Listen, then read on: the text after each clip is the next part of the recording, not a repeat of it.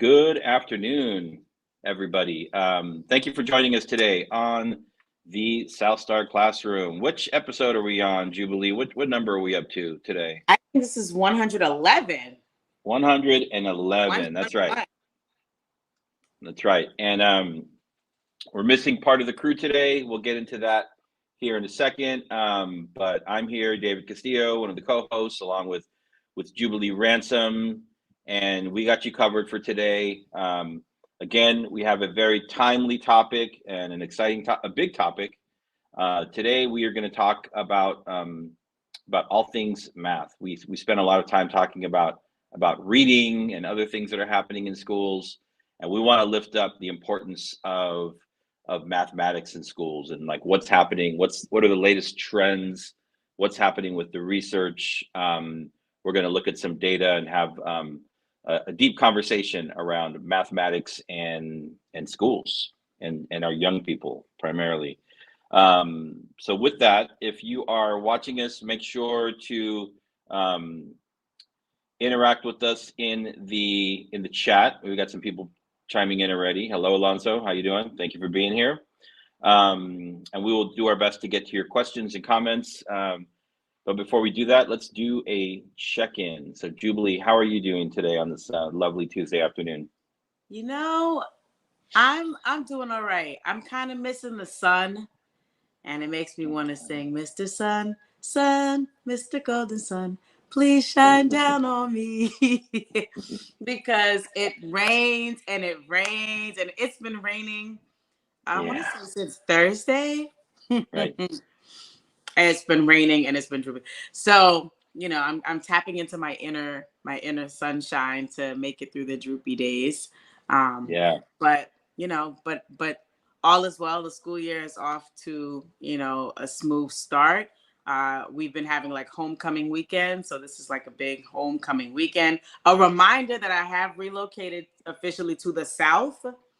Because I'm in Maryland and I didn't realize that, you know, it was like so South. But it is, because when it comes to football season, people are in it to win it. It's about football. It's about faith. It's about homecoming and teams and all that stuff. So that's what's happening in my world. So Maryland is just, I mean, when you look at it on the map, you don't really consider it to be part of the South. But I guess once you get past a certain point, this invisible line, right? You start to sense a change in the culture and the customs, right? For sure. And I mean, I love it. It's like there's a slower pace, but it's not too slow. That's why I didn't go further. That's why I didn't go to Deep South. South Carolina, even though I love South Carolina, is one of my favorite places. I have lots of family there, but it's like it'd probably be too slow. So I needed a nice middle ground. So Maryland is that. But yeah, when it comes to traditions and when it comes to faith and football, it's here. For sure. You can feel it. All right. Awesome. Mm-hmm. Cool. Well, good to see you. I am doing well. We also we're coming up on like the first like progress report cycle for school here. And so working through some of those issues. It's been an interesting school year so far. A couple of hiccups here and there, but I guess we'll get through it. We're still experiencing like beautiful. I mean, it's like 85 today, and the sun's out, and it's nice. We kind of have this like late August, September, even October, good weather, and then it starts to get like cold, but not cold like your cold. I'll tell you that. Yeah, we were 58 today. Yeah. Whew. All right. Things are changing. Okay, we have something here. All right. Well, let's jump into to the topic today. I believe, so episode 111, talking about math education. Yes. And wanted to start out with, and you know, obviously now just yesterday I was helping with some homework, and you know, we were working on like slopes and the y-intercepts, and you know, doing some graphing, some of that like early algebra. So yeah, it's definitely happening in the house. You know, as a parent, obviously I went through schools. Math was actually one of my favorite subjects. I think I took, I don't know if it was calculus, but it was probably something more along the lines of like pre-calculus, even in high school. And I took calculus in like college, and math. I didn't end up going into any field that required math like that, but math was always something that I enjoyed and I appreciated, even the really hard stuff. And then I was also a math teacher. I taught math for several years in San Francisco and in Oakland at the high school level. So I have a lot of different angles, around this particular topic. And so we wanted to look at what's happening right now nationally with math. Again, there's such a big conversation around reading, and that is totally critical. We often talk about like third grade reading, comprehension and proficiency, and in math, it's a very similar thing where the foundational building blocks of math start early on. They start even before school. They start with like young people counting things, right? Counting blocks and doing like sequencing and color coding and all these different kind of like pattern based things. And at some point, young people work their way into schools, and then everything just gets totally like abstract. You're like, why are we doing this, right? You move away from the concrete hands-on into the world of abstract, and then I think that's where people start to like lose interest and connection. Like elementary school, getting into middle school, and then a lot of people talk about like the 8th grade or 9th grade. Like if you are able to access, not just take the class, but actually pass algebra in the 8th grade, that sets you up to be able to take a 4-year high school sequence that leads up to something like pre-calculus or calculus, right? It's kind of like the gatekeeper. And I know in different parts of the country, in California, they've actually rolled that back. So I'm not even sure if they allow algebra in middle school. I think they just pushed it to like the high schools now or something like that. I don't know why, but anyhow, we want to look at some of this data when we talk about math. Obviously, during the pandemic, as with reading scores and most other measurable things that happen in schools, there was a tremendous drop across the board during the pandemic, and the same is true for math. And so let's look at what that let's see what that looks like right now. Let's see. Okay, so math performance among elementary and middle school students, right? That's the data that we have. Fell anywhere between 6 to 15% below pre-pandemic rates, right? Wow. So average of like 6 to 15, and they were already incredibly low, right? So this is not. There's only so much. It's only so much that we can drop. So that's still a significant drop. Math scores on the National Assessment of Educational Progress, which we talk about. It's like the national assessment, the NAEP, fell last year by 9 points, the largest drop ever recorded, to their lowest level in more than 3 decades. Okay. Whoa. Those are the big, like, all kids in the group number. 3 decades, sheesh. When you start to break that down by like low income, special education, African American, Latino students, the data gets actually even more alarming, right? Internationally, there's an international test that students take. Do you know what it's called? No. The PISA, Program for International Student Assessment, right? It's called the PISA. So there's actually like this international assessment. And let's see, in the most recent, the United States, students in the United States scored lower than their counterparts in 36 other education systems worldwide. And number 1, China, right? So I could have guessed that. It was out of them before. Totally. Yeah. I mean, you totally could have guessed that. So, I mean, that's what the data looks like. And I mean, there are, I mean, there are schools, I know, like say in Oakland, California, where I lived and worked for a long time, where it's normal to have high schools there where you have like sub 5% of kids are proficient in math, and they still go on to graduate, you know, and somehow they go to college, and you know, I'm sure they have a rough time when they get to college. But I mean, there are schools, there are districts, and now nationally, like our children go to school for so much of their life, and we can't even say that they're actually learning anything, you know, related to math in any kind of like large number. Yeah. I see that as a problem. I think we should be talking about it more. Yeah. What are your off the top thoughts on this? I should be laughing. We shouldn't be laughing, but yeah, it's crazy. I mean, it's like, you know, it's unreal.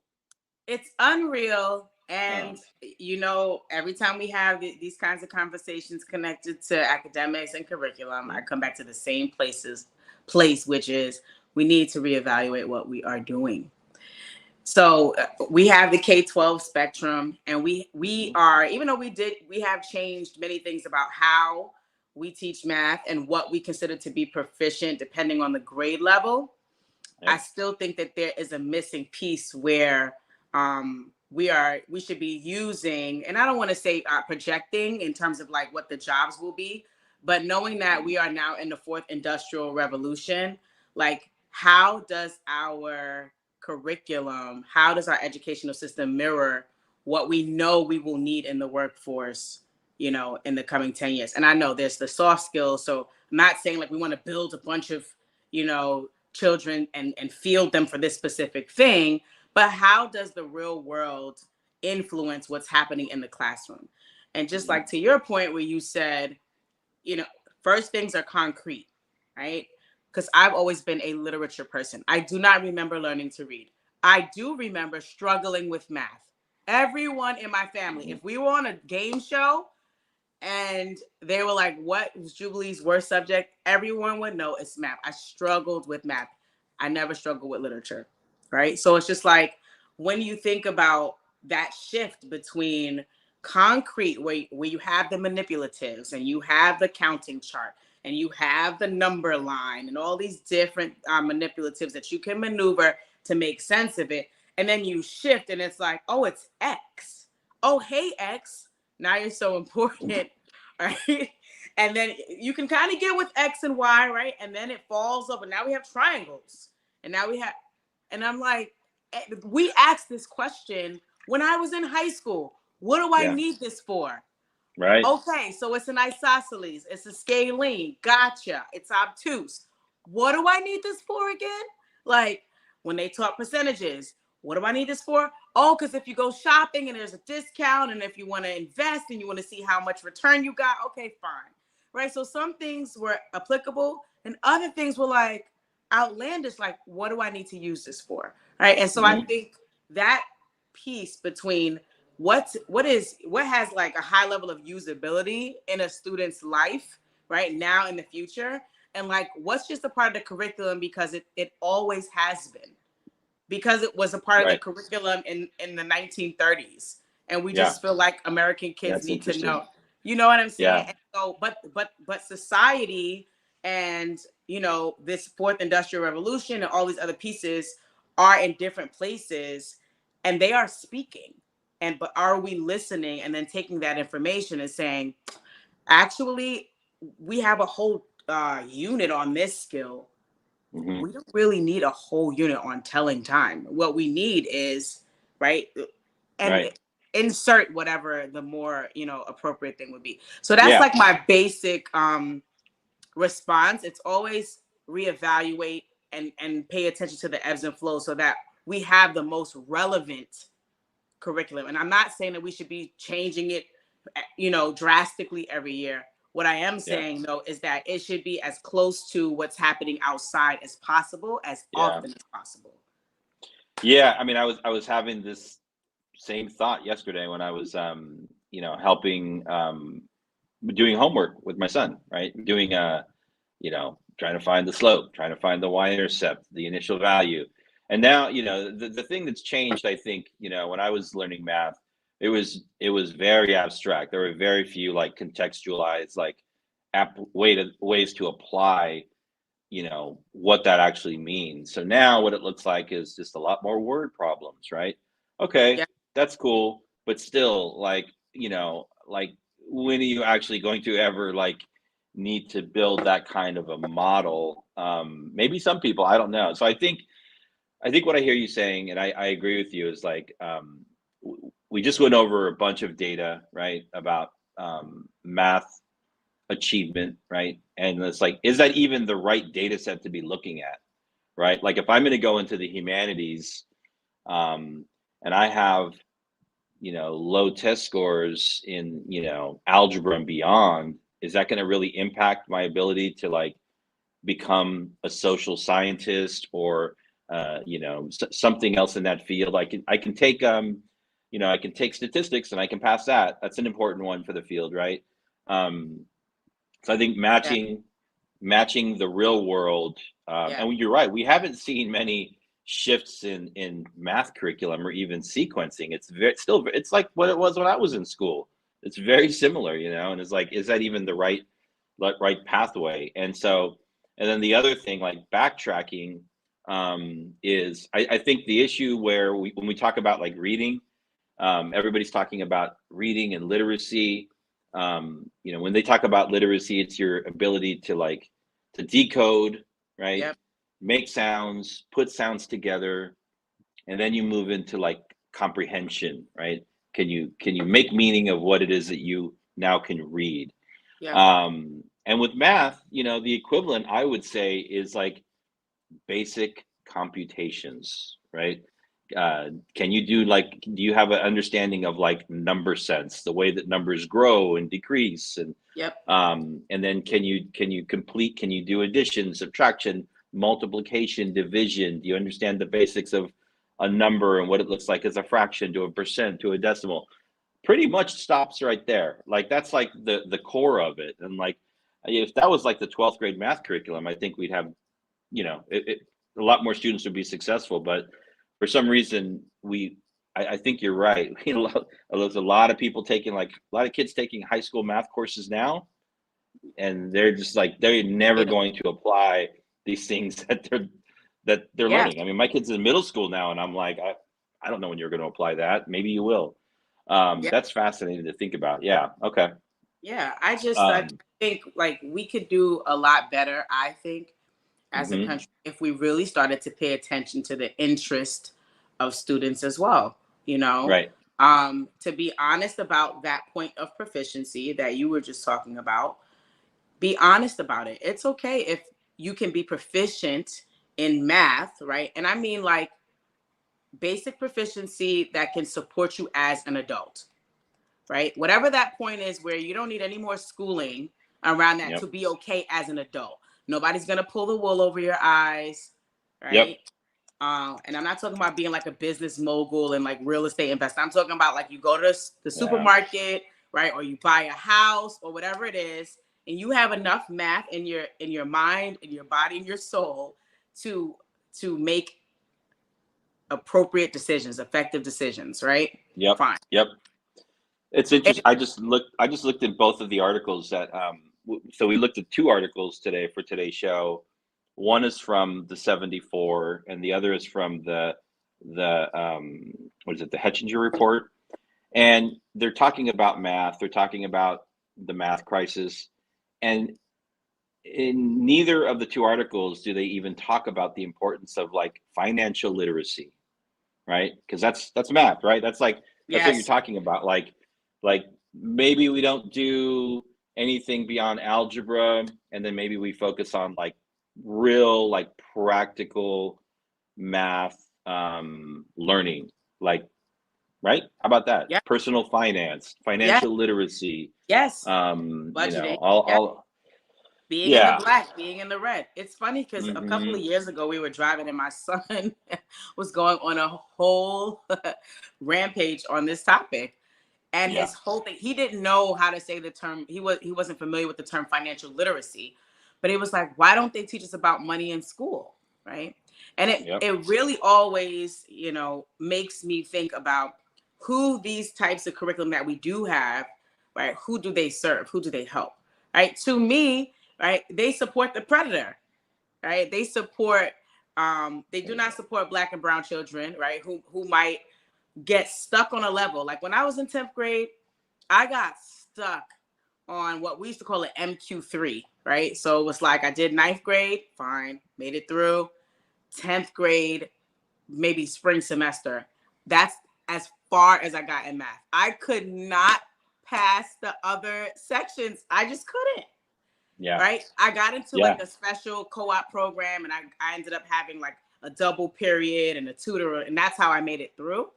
But I couldn't pass it, right? But when I think about how curriculum is set up, right, who comes in needing more assistance, whether or not you get it or not, like who does that help? Not learning about financial literacy in school and not learning about financial literacy possibly at home, right? So now you're an adult. Maybe you flopped in math at school and you didn't hear that much about the sort of math at home that you need for life. So now you become an adult and you have 16 credit cards over the limit. You know what I'm saying? Like there's a practical, how do I want to say it? There's an end result that isn't good, right? Not just for curriculum and academia and all of that in terms of being a student, but for life. If you're not great at math and if you don't have proper access and a certain level of mastery connected to math, or in school and in life. Yep. And to your point, when you think about that, like that's a very practical connection. Like if we look at math outcomes, and I'm not even talking about the advanced math, I'm talking about like core basic, like arithmetic and like basic early, like algebra. When we look at that data, what we see are the achievement gaps again, like we see with reading, right? With African-American and Latino students performing well below their white and Asian peers, right? And so what that looks like, you're right, once people graduate is you have fewer tools to be able to sustain yourself like in your adult life, right? And that has real world consequences for people around financing, personal budgeting, kind of how you live your life and how you plan your life, right? Yeah. So that's definitely real. If the truth of the matter is, you can deal with that. You can still have that as an issue, whether you go to college or not. You still have that piece. We all have the need for financial literacy, for budgeting, whether we decide we're going to go to college and get a degree or not. Yeah. And yet still, it's not touched upon in the K-12 spectrum, or it's not a mandatory part of it. Yep. I like this comment here, and this is definitely real. Many teachers are saying that all students coming back into school from the pandemic are struggling to keep up with what's required of them to know. 100%, Alonso. And it's interesting. I've had this experience with, working in schools prior to the pandemic. I think going back to like, I started working in schools around 2002, right? Teaching, and I was always, and my first career was in the technology fields, right? I worked around a lot of like emerging technologies, and so I naturally was like trying to figure out how I could always incorporate technology into my teaching, into my planning, into my grading. So I had I had systems set up way back in the day where students were taking, we would take exams, they would do it online. And once they closed out of their exam, I could feed their grades right into my grade book. And it was just like, this is really easy. Yeah, lovely. And so I was always a big believer in technology. Early adopter, like I've talked about this on the show at Oakland Unity High School. We were a year zero partner with the Khan Academy. We brought them in, we used their platform in our math. It became part of our math program. It still is to this day. And so I was always like trying to encourage teachers to find like, is there a tech solution here? And there was a lot of pushback. Teachers were like, I don't even like the electronic grade book. I'm like, you have to use it. And now, and so now we've gone into the pandemic where we had to rely on technology, right? And I think a lot of teachers discovered some pretty cool like things, right? And now we're coming out of the pandemic, and it's like, okay, I get it. So you really like iReady, you know, and it does some good math practice and assessment and diagnostic, but like, no, you still have to teach math. iReady is not going to teach math to kids. You still have to, you have to actually, model. teach the math. Yeah, you have to model. You have to show kids. You should you should watch kids practice on pen and paper. Sure. And I feel like there's this pendulum now where kids are just doing everything on the computer. And I'm like, no, that's going to get us further away from where we need to go. Yeah. Oh my gosh. Yeah. I've had that experience. Some kids, you know, math is a scary thing. It becomes a scary thing because just imagine, like, just think about like kids, you know, from when they were younger, they're 5 years old, they're 3 years old. You're going to find a kid randomly saying the alphabet and randomly just counting. They're not afraid of the alphabet. They're not afraid of numbers. But then they enter school and something happens that shifts their perception of, you know, what they're learning and maybe even their level of capability. Yep. Once that happens, good luck, because that fire, I think, is the main thing that you need in order to get a child to want to learn anything, right? And so we're talking about math, and that includes math, right? Because when it gets challenging, and when we now make this shift to, we're not just counting anymore, or now we're going to take these two numbers and combine them, or we are dealing with equations, or when the going gets tough, there's a passion and then there's a belief, right? So I'm talking about mindset that gets a kid to stick in there and be like, I can do this, right? So I do think that there's a mindset piece, there's an interest piece, and then there's a capacity piece on the teacher's side that can make math education really robust, really interesting, and then we'd have less kids hating it. I hated math. I mean, I am the poster child. I hate it. I went through college algebra and got like I think a C-. I ran through my house, David, screaming. It's traumatic. No, I know. Yeah, it's traumatic. Because I was not going to be able to graduate with my undergrad. Anxiety inducing, right? Yeah. Yes. Yeah. And I got a C- after studying all freaking day. I would go to the study hall 9 to 5, right? And I pulled a C-, like working hard, but it just didn't make sense to me, you know? Yeah. Yep. Yeah. There's a whole world of like, you know, looking at, you know, doing an analysis or an audit for any school or school system, district, state level, you know, like looking at math standards, looking at math curriculum. But really the curriculum is just like 10% of it, right? Like the real question is like, you know, do you have highly qualified, highly effective teachers in place that believe that all children can learn math, right? Sure. And then do those teachers, you know, in terms of resources, like, are they given the time to do planning, and do they have access to training to continue to like hone in their craft around teaching mathematics? Yeah. Like, I'm not talking about going to the, you know, the National Math Conference in Tampa Bay, you know, to have a 3-day vacation. I'm talking about like in-house, like, you know, PD. PD, like professional learning communities, coaching. Like coaching, all of those things. So that's like, I feel like that's a whole other piece. But I want to get back to your point. So we're going to helicopter up here for a second, and I want to talk about the one of the pieces that's talking about, they made this interesting connection between, you know, the math crisis and the potential for that to pose security risks for our national security right here in this country. And so we know that there's an emerging and growing fields in and around technology. That includes military technologies, engineering.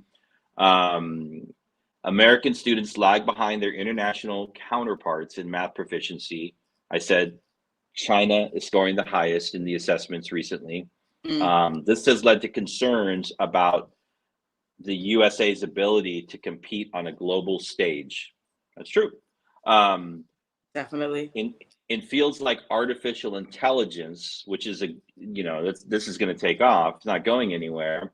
A significant proportion of graduate students and workers are foreign born, and many are recruited by other countries, right? This raises concerns about retaining talent and expertise within the United States. So we're looking at a labor pool, a talent pool that is going to build and develop the next generation of technologies that are foreign born. There's potentially some risk there. So even for the American born students that eventually move into those fields, we know that most of them are going to be white or Asian, right? So we're not even talking about like the lack of opportunity for Black and Latino and women, right, to move into these fields. This starts in K-12, right? This is where the opportunity gaps start, both for reading and math. So I'm going to ask you, I didn't plan this question, but I want to ask you, like, what are some of the challenges that we experience outside of just like poor teaching that can cause young Black, brown, female students to just not be successful in math? Like, what are those? What are some barriers that you see there? Sure. You said, what are the barriers outside of poor teaching? Yeah, talking about like the kind of cultural elements, right? The climate, the environmental elements. For sure. I mean, it's stereotypes and myths, and poor messaging or no messaging that you can do it too, and we know that, which is why there's so much being said around gender equity, right? For me, when I was still in buildings, right, that whole conversation around gender equity was connected to the math and science for young ladies, and for Black and brown kids who may not have ever heard that they're brilliant and that they too can do complex math. So for me, I think the most major piece there is the mindset thing. It is the messaging or lack thereof around you can do it. The importance of efficacy, right? What I used to do in my building, a conversation connected to grit, was effective effort, right? And the fact that smart is not something you're born as, right? Smart is something you can get. Smart is something you can become. And if you apply, right, this is Jeff Howard's whole effective effort philosophy, right? But like, if you put in the work, right, and apply it in a specific way, right, taught by someone who has the capacity to be teaching it, right? If you do that over and over again, you can gain the muscle around it, right? And you can develop that skill set, thereby becoming smarter. And so throughout my entire career, myself and anyone who's connected with, to me, who's like running schools, if we were trained by like new leaders or any of these people who believed in this, we were going into our buildings, and these are the things we were saying to our Black and brown children and to our young girls and our young boys, because we realized that it was the mind that was stopping them from being able to access. It was the fact that they had not seen any examples at home. Maybe mom or dad didn't go past 8th grade, or maybe they were adopted or foster care or whatever, and they just didn't see many examples. Maybe there was shame attached to being brilliant, right? To be popular or to be smart. So we had to do a lot of messaging around mindset and getting them to shift to that mindset, the growth mindset. Yep. Yeah, I'm thinking about this film that I talked about, I think with you all, maybe in the chat a while back, that has now come out. So A Million Miles Away, right? Currently streaming on Amazon Prime, so it's about Jose Hernandez, who was and is an astronaut, right? Space shuttle. He's the first migrant farm worker to, he became an engineer, and then he eventually ended up in the space shuttle, I think Discovery, after having applied to NASA's program, I think 12 times. So like 11 rejections and like one acceptance, right? The final one, obviously. Fascinating movie, very well done. I recommend that everyone check it out.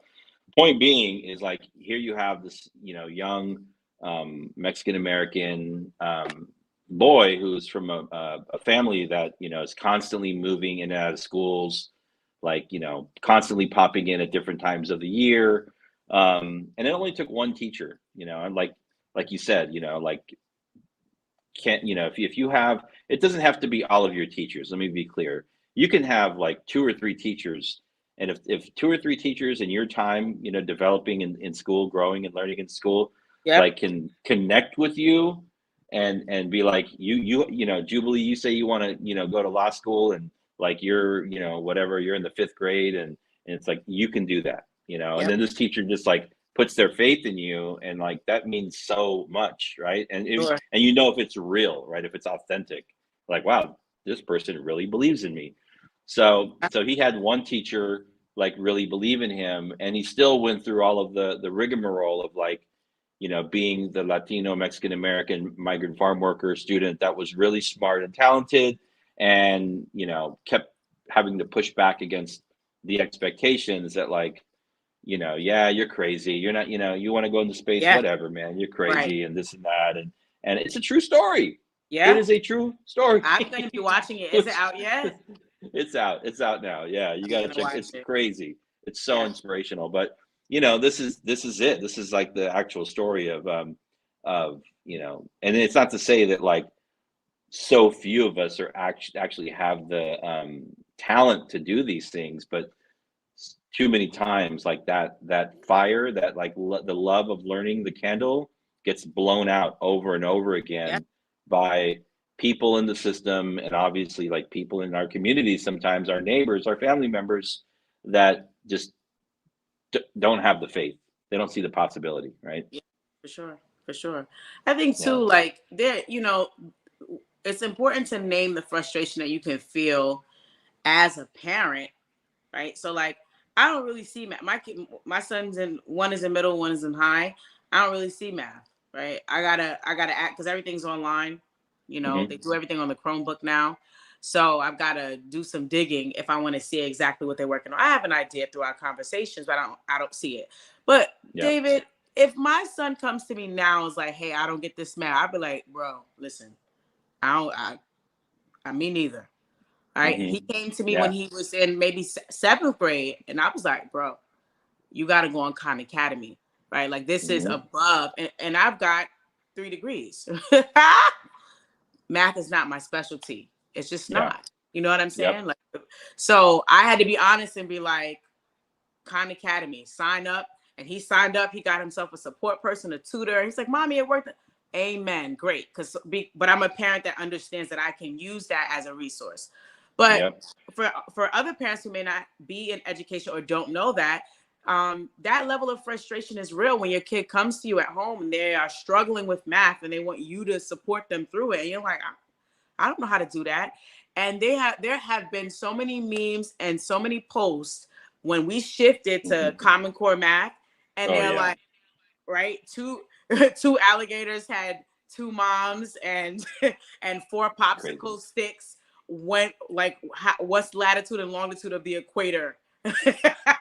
So they're like, what kind of question is that? And what is the answer? We do not know. A lot of just frustration and just trying to, like, figure out what this even means, so that is a point as well, where it's like the support system from parents has shifted. It's like, we didn't do math like that. We just added 2 numbers together. We got 2 + 2 is 4, and that's it. Now, if I show you how to do it the way I did it when I was growing up, it gets marked wrong, or whatever the case may be. So I think it's important to name that frustration, and that the fact that the bottom has kind of fallen out of that piece of the support system when it comes to math and students.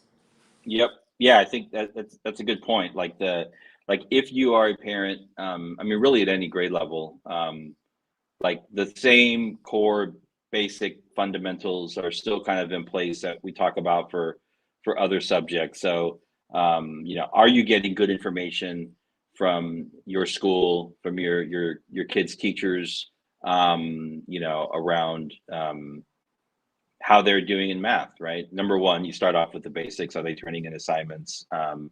Even like what does math instruction look like in the class? You know, and then you know, when with math it tends to be more like you know, exam and test oriented. So, you know, making sure like if there's a red flag, like what do you do, right? You have a Yeah. big test on a new unit on like proportions or percentages or whatever, and you know, it's like you don't if you don't learn it, if you don't, it's very similar to like to literacy here, you know, where literacy development happens kind of in phases that build on each other, and so does math. Yeah. And if you miss something, you know, the pyramid is not going to be as strong as it needs to be. Yeah. And so you still have to have a plan in place to like, you know, make sure that you know, either they're getting the help at home, you have access to like tutors, or you can ask the school, you know, what kind of resources are available, for sure. So I think parents should definitely be asking those questions, even if they moved into like you said, areas of math that, you know, parents probably can't help anymore. Once you get past like middle school and high school, it does start to get challenging. So I did want to bring up one other thing, and then I wanted to go into our niche notes, because we're getting close on time, believe it or not. It's only two of us and we're already almost there. Yes, the two. See, we get to talk more. It feels more Yeah. relaxed. We're gonna cut off Omar and we're cutting off Charles. They're That's gone. That's it. Executive decision. Bye. Yeah. So a couple of things here. So I wanted to talk and raise this issue of you know, we talk about reading and we talk about dyslexia, right? Which is a real thing, right? And even in California, we're finally getting to the point where the state is getting serious about mandating screenings, right, in elementary school, right? You can have some young people never get diagnosed with dyslexia until they're in their high school years or even beyond, right? It's like if you can catch it early, like you can, there are ways to, you know, to work around the condition, right? You change the way that instruction happens. But a lot of people are not aware that when we talk about math, there is a similar condition known as dyscalculia, right? And it is it is essentially also, it's a learning difference, a learning disability that has to do with, you know, how people are able to you know, they look at numbers and the way that they're able to order numbers. It's very similar to dyslexia, but it just doesn't get talked about because so much of our resources and time and funding has gone into literacy and reading, which makes sense. But I think hopefully we're in this moment where we can start to talk more about you know, some of the research and move that research into practice in our schools. Yeah. To help young people. So so there was that, and then yeah, I mean, I guess that pretty much wraps up the two pieces. Do we want to move into our niche notes for for sure week? Yeah, I what mean, do you have to offer? Yeah, I think in terms of instruction period, right, the mindset piece is really really really important. And you would be surprised as an educator, as a leader, as a parent, how much more a child, adolescent, young adult what can accomplish when they have a paradigm shift around their own capacity and ability. So I think my niche note is around that, like really pushing the growth mindset and encouraging students in that way to let them know, yeah, you are more than capable of doing it. And just because something is hard, challenging, doesn't make it impossible. And I think just using even more resources to like galvanize around that thought that like I am possible. I am more than capable of doing hard things in reading and math and science, right? And writing and all the things. Because for all the schools that I have visited and been connected with for my entire career, the schools that moved the most, the schools that made the most gains, right, and had the happiest students, or the students that believed the most, really were grounded and founded on the growth mindset. And what they, of course, the community was safe, and there were a bunch of culture pieces, and it was a community, right, and that's important. But they really believed. So as they progressed and the stuff got harder, they still had the mindset to look at it and be like, oh no, but I can do that. And instead of me bowing out, instead of me quitting, I'm going to look for a resource, some kind of support to be able to do whatever it is better, but I'm not going to quit. And I think that's a critical piece, especially for math instruction. Yep. So that's my niche note. Oh, and huge. Stop skimping on PD, man. Like, oh my gosh, yeah. Stop skimping on PD for math, man. Like, we pull out the bells and the whistles, and we're flying in this person and that person to talk about literacy and reading groups and the science of reading, all that. And math is like, hello, but I'm math over here. Like, what are we saying? And I get it, because there's this whole thing, well, without reading, you can't do math. And it's like, I mean, I guess to a certain degree that is true. But when you talk about the gentleman in the movie, and when I think about the NASA movie, I forget it, with the 4 women who were doing, I can't think of the name. Hidden Figures, right? Yeah, like I'm sure they were reading stuff, but they were doing math. They were doing long enumerous equations on a board. They were not reading word problems. Yep. Right. And so like Annie up on the math PD, many PDs, the same attention that you give for ELA, right? Give that to math, and that can change a lot. Yeah. Coaching, providing coaching to math teachers, creating space in PD to allow math teachers to talk to one another, right? To dialogue. All of those things for sure, 100%. So this week for mine, I think I had several things I wanted to mention, but I think I'll stay focused on the school side of things for my niche notes for this week. I have 2 because we're kind of in this interesting period in the school year again. So thinking about where we are in the school year, a lot of schools or have done or are doing like their in-house assessments. So there's probably not one single school system that only does standardized testing, right? Public school, everybody's now using an NWEA or an iReady or this or that. They're using some kind of like in-house assessment platform, and they're taking the time out to have students, take these assessments. So my thinking here is that, like, if we are going to take the time out of instruction to do these assessments, I think it's critically important that school systems communicate out to the community, like, here's what we're doing next week. Here's what people are going to be taking, your students are going to be taking assessments in. Here's why it's important, right? And here's what is going to happen afterwards, right? And what is going to happen afterwards is, like, we are going to provide you with some information and tutorials. So as a parent, you can understand your student's report, right? And then you're going to get 2 more this year. And also in-house, making sure that there is some kind of plan in-house for it. Like, if you are going to take these assessments, the data is accessible immediately, right?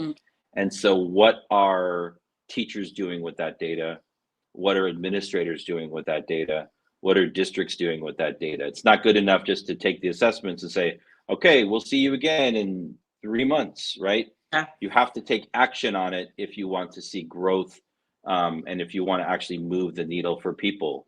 So I think for me, and I'm helping some of my current clients around, kind of shifting the culture around these things, around creating awareness.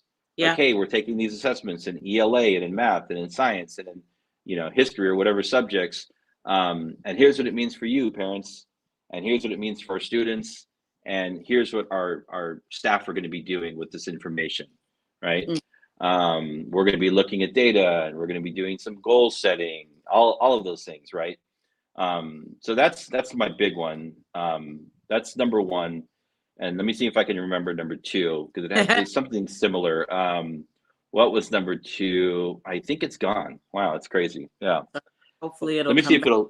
yeah, maybe it'll come back. Yeah. It was around the time of the year. I don't know. Yeah. So maybe I have one. How about that? Well, yeah, and if it comes back, it comes back. Like your comment had me thinking about just the importance of using data in the beginning of the year at this time of the year. Technically it'd be great if whatever data point, assessment was given was already like analyzed, trends identified, and then that's used to figure out, where the needs are and where the instruction is going. So to Alonzo's point earlier, like, I think that could be part of the issue, right? That we are basically having a bunch of like autopsies. Like, get the data too late, and we know that the children are coming in and they are, far behind. So, what are the tools that we can use at the beginning of the school year to help us walk into instruction with awareness? Right. Having a baseline assessment in October when school starts in August is crazy. Yeah. It's like we done been in school 2 whole months. So, and Lonzo said you should discuss how teachers are leaving due to the poor support they get from their superiors. Yeah, very, very, very true. I think there's a lot of pressure on everyone. Administrators got the pressure on their back, whether it's bureaucratic pressure or district office pressure. And then that ends up coming down to teachers, right? And it's like without clear mission, vision, like what are we doing here and how do we keep the main thing thing, it's going to keep on happening, unfortunately. It's come back to me. My second niche note, and then we'll go into closing thoughts, and then we can wrap up. So I mentioned it earlier, and this is just like something that I've noticed. We've all noticed a huge shift towards a lot more technology in schools, right? You were saying it earlier. Your boys are like heavy on the Chromebook, right? A lot of the work happens in the Chromebook, and so it's interesting because when I was first kind of like, and this is a while ago. This is literally like 20 years ago. Really started to push heavy on do some culture work at our schools around incorporating more tech. You constantly got the and nothing will ever be able to replace a teacher. I'm like, yes, of course. I'm not looking to replace teachers, but I'm saying that as a teacher, your job can be made easier, right? Through the use of technology, but you are still the teacher. And so, we had pre-pandemic, we went into the pandemic and we were fully online, and now we're coming out. And so my niche note, my recommendation, what I want to bring awareness to is like, I feel like we actually need to pull back now from the overuse of technology. When we're talking specifically about math instruction, there is nothing more pure than, a math teacher doing a real-time lesson on an overhead, walking students through step by step, and then allowing them to do it. And when I say allowing them to do it, I'm saying now they are doing it on pencil and paper. And as the instructor, as the teacher, you are walking around and like visually observing them walk through whatever exercises that they're doing. So you can see, when they're going to make that mistake, because they ultimately will, right? That's like real teaching. That's real observation. That's like real-time feedback. And there's a human element to that you're never going to get on any kind of online platform. Yeah. So that's my universe, my niche note to the universe. Pull back on the tech. Let's get back to some semblance of like, like the teacher is the facilitator of knowledge here. The technology can be used as a supporting device and mechanism and technology, but again, the teacher is the teacher at the end of the day. Yeah, for sure. Yeah. All right. I love this, Alonzo. The beard of knowledge. Yes, absolutely. The beard of knowledge. All right. I got to let it grow out a little bit more. Okay. So yeah, closing thoughts. We're 2 minutes up. You know, we've had a good conversation about math. We've talked about a lot of different aspects and our niche notes. And so now, what are your closing thoughts?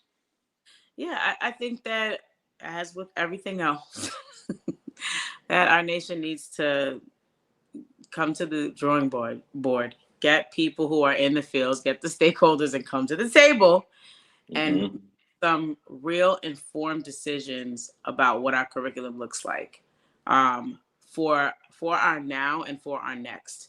And I think we're in a very, a challenging place because we're dealing with the fallout from the pandemic still, right? And I know people may want to act like, oh, it was 3 years ago. And it's like, yeah, but we still are experiencing the negative impact from the pandemic, right? And in all sorts of ways, right? Social, emotionally, and academically, right? So there's that piece. There's the whole catch-up piece. There's making sure that we're addressing the students who they didn't fall back, right? They're on or above grade level, right? Whatever we determine to be grade level now. And then for the future, right? So, and the future is to me also a challenging place because it's like not just what our nation needs. I think that's probably what other nations do, right? They look at what they need and then they make sure that they're teaching that in schools or what have you. Not just what our nation needs, but what interests our children. Like we're no longer in the place where we can continue to drown out the voices, of the user, right? Our students, our children, they're the user, and this generation is way more different. And so if we continue to keep on hitting them upside the head and forcing calculus down their throat and trigonometry, and like, we don't care. We want to make a TikTok video, or I'm going to open a business when I'm 14. It's just like we're missing each other. And so I think by coming to the table and ensuring that all stakeholders are represented, including the students who have to consume whatever this curriculum is, we can start to have more meaningful conversations around how we need to shift what math education looks like. In the meantime, and forever, please talk to students about growth mindset, right? That they really can apply effective effort and learn anything, right? And SMART is something that you get. And please provide appropriate training consistently for teachers in math. Stop sweeping it under the rug and making it secondary. Yep. Bam. Wow. Okay. It's going to be hard to follow that up, but I think I'm gonna go off of Alonzo's comment here. I like this. So we talked about very like big picture. We talked about like global issues. We talked about national security. All of these things that are real, like out in the real world. We talked about national math data. We talked about international math outcome data. But really focusing in and kind of like looking under the microscope, the unit of change here is like the classroom, is the school district, right? Sure. And so I think that's where we really need to like start. And even, I'm not to say if, but even when we get to the place where we have we figured out the correct like sequence for mathematics courses, and we have the methods and the techniques that are aligned to the best like science for how people learn math, right? Those are just the tools. Yeah. Without the fundamental without fundamentally being able to like close the belief gap, right, we are still going to have an achievement gap. And so this is like my closing thought is just around like everything that we just said in the last hour. It's irrelevant, it's moot, unless we still deal with what we talk about on this show frequently, if not weekly, is the belief gap. Yeah. And so making sure that, you know, we are continuing to work and put educators, put adults into schools that have a fundamental belief that all children, regardless of their background, can learn, can grow, can excel academically, socially, in schools, right? Like then that's the human element of it. So yeah. That's my closing thought. So, all right. Are we good? We're good. Just the two of us. All right. Awesome. Yeah, let's check with the other two. They're not here. All right. Well, thanks everybody for joining us. Appreciated the comments, and we will see you all next week. Signing off. Bye.